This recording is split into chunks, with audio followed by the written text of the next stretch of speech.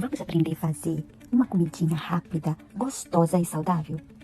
Peguem uma berinjela grande e ferventa ela por alguns minutos até que ela fique macia. Corte a berinjela em fatias, sem separar os pedaços. Essa comidinha é barata, saudável e gostosa. Aproveitem a quarentena para comer saudável. Aproveitem a quarentena para fazer a comidinha gostosa. Depois de fatiada a berinjela, você vai colocar rodelas de tomates e mussarela fresca entre cada fatia da berinjela.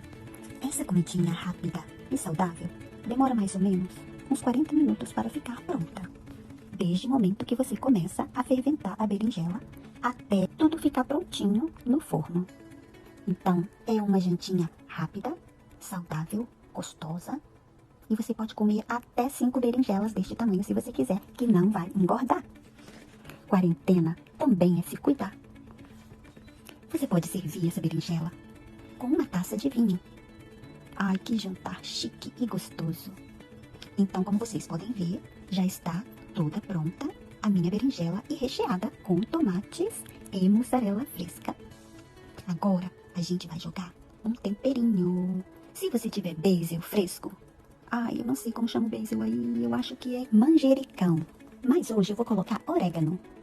Não tem manjericão. E por cima vamos salpicar um pouquinho de sal grosso. Depois de salpicado o sal grosso, só um pouquinho, hein, gente? Porque sal faz muito mal para a saúde. Daí a gente vai colocar um molhozinho de carne moída, bem pouquinho, ou a quantidade que você quiser.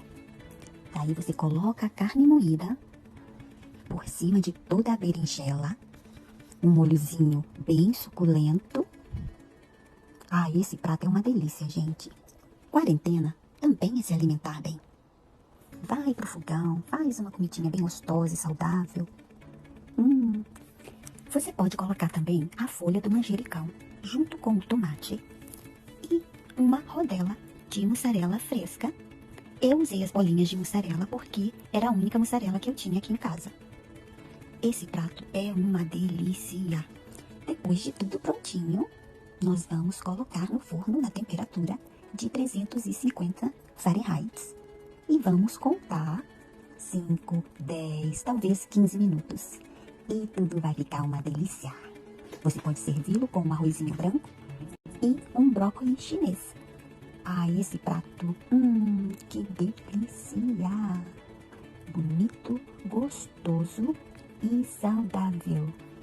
Você pode comer quantas berinjelas você quiser. Que delícia! Espero que vocês tenham gostado do vídeo. Um beijo, gente.